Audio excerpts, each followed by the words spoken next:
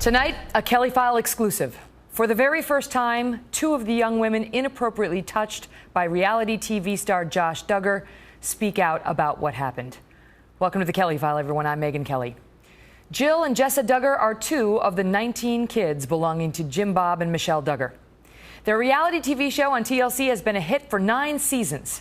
And tonight, they reveal themselves as victims of their brother Josh's inappropriate touching, saying they want to set the record straight about what really went on some 12 years ago under their parents' roof and what did not. Jill and Jessa Duggar will speak in moments, but we begin with what has proven to be an intense few days for the entire Duggar family. An explosive interview. We went through one of the most darkest times that our family's ever gone through. And our son Josh came to us on his own, and he was crying. And he had just turned 14, and he said that he had actually improperly touched some of our daughters. And it was... We were shocked. I mean, we were just devastated. Jim Bob and Michelle Duggar sitting down with the Kelly File for an exclusive interview after In Touch Weekly reveals a dark family secret. Their oldest son, Josh, inappropriately touched 5 girls when he was a young teenager, 4 of whom are the Duggars' daughters. How did they find out? What did they do? And why would they launch a reality show knowing of their family's history? How did you first learn that there was a problem with Josh? He was the one that came and shared on his own. I think as parents, we felt, we're failures. You know, here we've tried to raise our kids to do what's right, to know what's right. Some people have said, why did they wait? Why didn't they go to the authorities or go for the counseling at the very first time he came to you? You know, I talked to somebody that worked at one of those juvenile youth sex offender facilities. The success rate is not very good. It was a situation where we felt like our son's heart had gone astray. What would make you launch a reality TV show about your family, given this past? We had nothing to hide. We had taken care of all that years before. The media reaction to our exchange was swift and strong. A lot of times people do an interview in a situation like this to lay the issue to rest, and I think in this case this interview may have even raised more questions. As a father of 3 little girls, this was a brutal hour of television to watch. Don't bring up God. Don't do it. You can't do that and talk about God forgiving people when you don't have forgiveness in your own heart. The problem started when you start celebrating people surely because they pumped out 19 kids. But there is another part of this story, the story you haven't heard until tonight. After we interviewed Jim Bob and Michelle, 2 of their daughters sat down with us to reveal that they were among Josh's victims. This revelation coming at a time that had been the happiest of their lives. Jill Duggar Dillard, a new mom, who just gave birth to her firstborn in April. Just 24 years old, her wedding to Derek was televised in a wildly popular episode of the family's TV series. I do. And then there's Jessa Duggar Seawald, 22 years old and a newlywed herself, expecting her first child with husband Ben. Their November wedding, also televised, was a huge rating success. 2 women who as girls were the subjects of unwanted touching, and who today are the subjects of a media circus. Tonight, they break their silence about their secret and their heartache. So Jessa and Jill, thank you both so much for being here. Let me start with your ages. You're 22, Jessa? Mm-hmm. And how old are you, Jill? 24. Okay. So this happened a long time ago. How old were you? Let me start with you, Jill. How old were you when Josh inappropriately touched you? I was 12. 12. And how about you? I guess I was 9 or 10. Okay. And you are going on the record as being 2 of Josh's victims. Mm-hmm. Does it feel strange to use that word? You know, I think we didn't choose to come out and tell our story. This wouldn't have been our first choice, but now that this story has been brought about, we really feel like as we've been seeing these headlines, as we've been seeing things that people are saying about our family, we feel like as the victims, we have to come out and speak. This is something like we chose to do. Nobody asked us to do this. Jess and I were talking, we're like, oh my goodness, most of the stuff out there is lies. It's not truth. Mm-hmm. And so for truth's sake, we want to come out and set the record straight. Sitting here today was when I said, victims, you you furrowed your brow a little. I mean, do you feel like the victim of a molestation? Well, I think in the case of what Josh did, it was very wrong. I'm not going to justify anything that he did or say it was okay, not permissible, but I do want to speak up in his defense against people who are calling him a child molester or a pedophile or a rapist, some people are saying. And I'm like, that is so overboard and a lie, really. I mean, people will get mad at me for saying that, but I'm like, I can say this, you know, I was one of the victims, so I can speak out and I can say this and set the record straight here. Like in Josh's case, he was a boy, young boy in puberty, and a little too curious about girls. And that got him into some trouble. And he made some bad choices. But really, the extent of it was mild, inappropriate touching on fully clothed victims. Most of it while girls were sleeping. We didn't even know about it until he went and confessed it to my parents, and they shared it with us. No. None of the victims were aware of what happened until Joshua confessed, and then it wasn't like we were keeping a secret, afraid or something. It was we didn't know until Josh explained to my parents what his thought process was, what everything was. So how did you learn about it? I mean, did your parents sit you down at a meeting, or what happened? My parents took us aside individually, and they said, "Here's what's happened." And at that point, of course, you're like, oh, you're shocked, you know? So your parents were the ones to tell you my parents. You were molested, or and you too? Yeah. At the same time or separately? No, individually. They talked. Let me start with you. What was your reaction to that? Well, I was like shocked, to kind of like, okay, this is strange. Like, you had no memory of it? I didn't know. I didn't understand, okay, this is what's happened, until my parents told me. And so I think at that point it was just kind of like it's like you never think like this will happen to me or something. And in our case, you know, it's very mild compared to what happens to some I know young so many women. girls go through things that are way worse. So for me, even when my parents came and sat down and told me this, I was like, really? Like, you know, I'm sad, I'm shocked. At the same time, like Jessa was saying, I was shocked. You know, I'm like, okay, like, and I'm sad because this is my older brother who I love a lot. And so it's like, you know, they're conflicting there. Did you feel angry?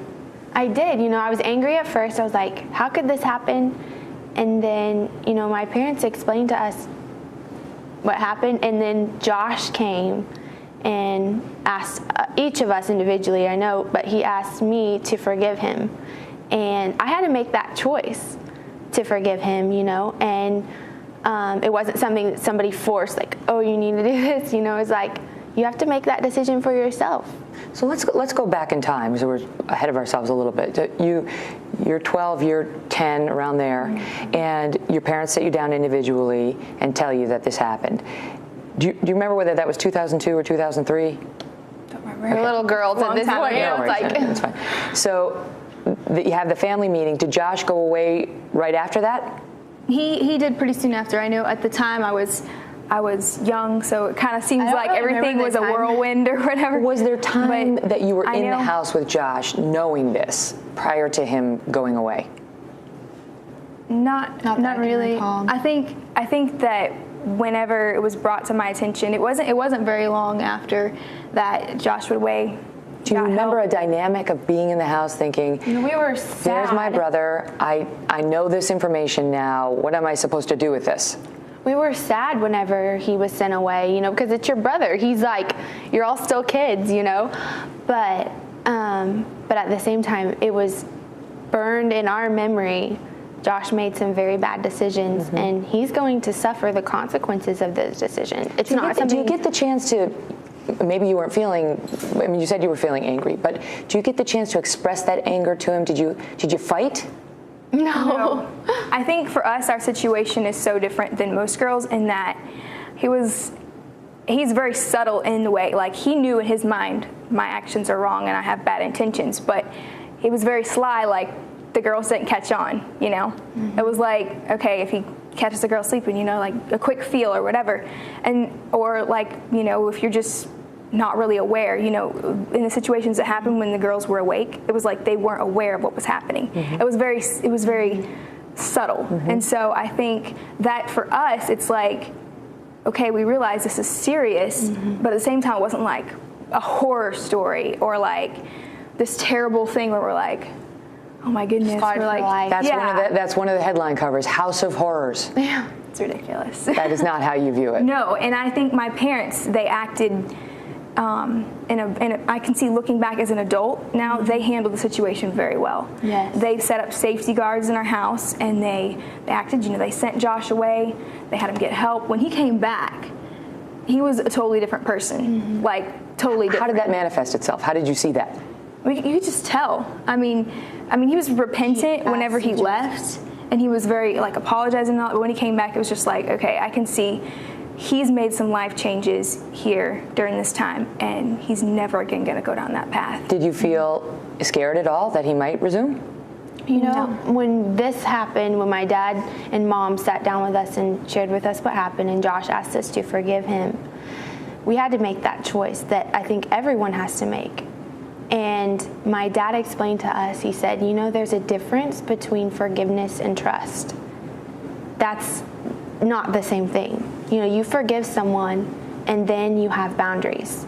Forgiveness with boundaries. And so trust comes later. You know, Josh destroyed that trust at the beginning. And so he had to rebuild that.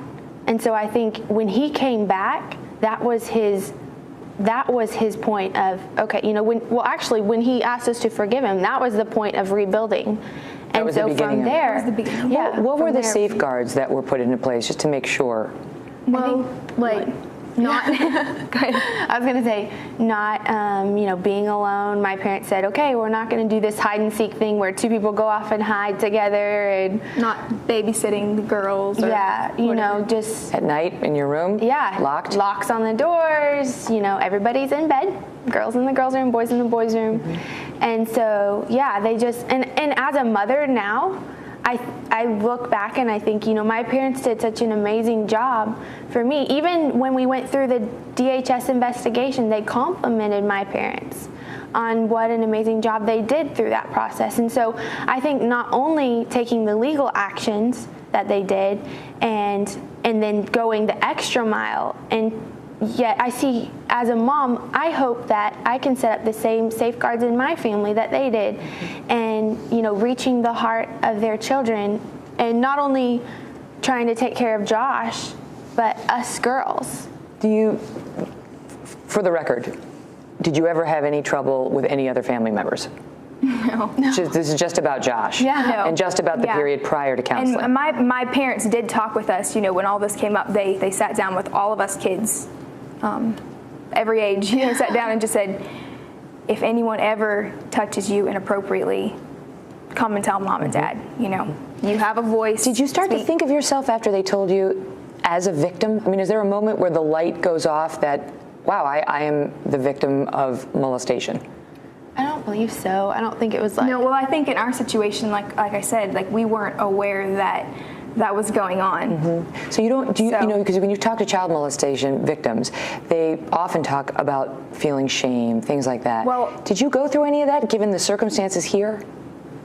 I think definitely when we were doing the DHS investigation and they're, you know, asking you to tell your story, that's probably, I mean, it's one thing to talk to mom and dad and say, wow, okay, this happened, you know, but it's another thing when a complete stranger is like, tell me your story here. And so our parents told us, they said, you know, we all went down there, they took us down there and they said, we're going to share what happened here. And they told us, our parents told us, you know, be completely open and honest. They're here to with help you, you know. Share what happened. And you met with the investigators and you told them your story. Yeah, complete strangers to us, you know. We did, you know, we told them we were honest. Okay, here's what happened. And we told them the complete story. And my parents said, you know, this is not something that people are going to blab around. You know, this is something you can tell them, you can trust them. Tell them your story, just like you talk to mom and dad, you know, it's a safe place to talk. And so... And yet, unfortunately not.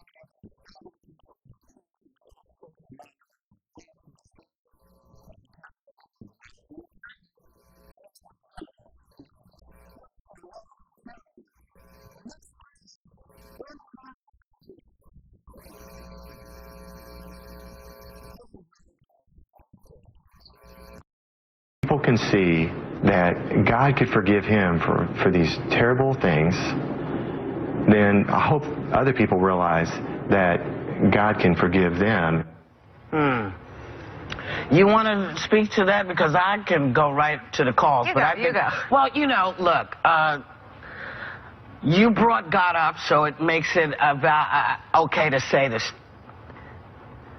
You're not forgiving of people who feel differently than you. You guys made robocalls about transgender people and said some really horrific stuff. Preach.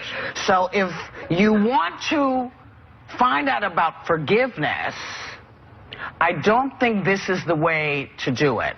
If you want to say, listen, we've been struggling with this, this was horrible, it was terrible, and just by the way, other people to whom this has happened, a 15-year-old with somebody who was 14, they get pegged as a predator for all of their life. I know this because we've had these kids on who had girlfriends who were 14 and the boy was 15. They're pegged as pedophiles for the rest of their lives, or people who pray. So, you know, these were 5- and 6-year-old girls. And you know what? I know this is your son, and I know that you're trying, and this was many years ago. But don't downplay this, especially after what you guys have done in the name of Christianity and God to other people. I'm just saying, that's just my feeling. Yeah, they needed to give more respect to the victims as well. They needed to bring up more topics about what the girls that suffered these atrocious acts went through and how they helped it. Their daughters and girls, not their daughters as well. I mean, but I do think they did come forward. No, they didn't. They was leaked. And they're mad about it. It was leaked, but I think, and they're mad. And first of all, it should have never been leaked. Those. So that's different from saying they didn't come forward. It was leaked, and they didn't come forward, but they did try to help Josh. Because he kept molesting their daughters. Right, I understand, but I'm just saying, do you know how hard it is to turn your own child in? They did go to the police. They did send him to a private Christian-based treatment center. But they did go to the police. And outside of law enforcement. But the bottom line is they did not come forward. They were forced forward because somehow this got leaked and nobody knows who did it. They were blaming the cops. My point is, don't play the Christian card like that. Right, I don't like that. And they're political, you know. I don't think I don't know if they're playing the Christian card. I think that. Well, did you hear those robocalls? Have you ever heard any of them? Yes, I've heard all of them. Okay, they're kind of crappy. But that's who they are. Yes, well, this is who I am. Don't bring up God. Don't do it. You can't do that and talk about God forgiving people when you don't have forgiveness in your own heart. You don't have enough to see that God made all of us. And God doesn't make mistakes. And if people feel I was born this way, then that's what God said. And you have to work it out. A robocall is an automated message. So the mom, Mrs. Duggar. Yeah. Very good.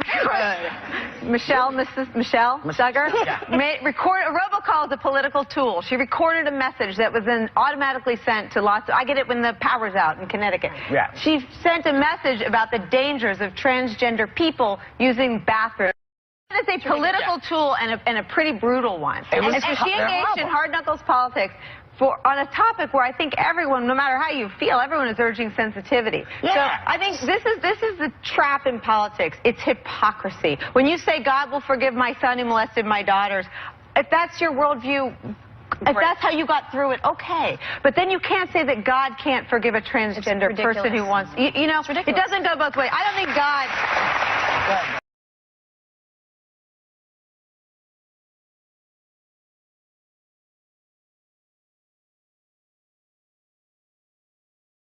Children. What about, you know, some of the family's critics would argue, well, you put your neck out there because not only did you go on TV, but you advocated strong Christian values.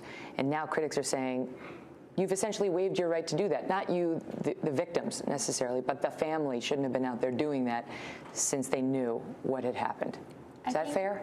Well, I think that, you know, some people, I've heard them saying, you know, you're hypocrites. Well, if you go back and look at everything that people have seen on our lot in television, you know, we've never claimed to be a perfect family. My parents have always actually stated, you know, we are not a perfect family. We are just a family. We have challenges and struggles just like anybody else. Lots of kids that have 20 times more, people in our family. So How about Josh, though? He's been out there, with the Family Research Council, talking about family values and suggesting that certain lifestyles are not appropriate, in particular the gay and lesbian lifestyle. I mean, it's right to say, here's what I believe, here's my values. Even if you've made stupid mistakes or failures, if you've had failures in your past, it doesn't mean you can't be changed. And I think that's where, I think the real issue is people are making this sound like it happened yesterday.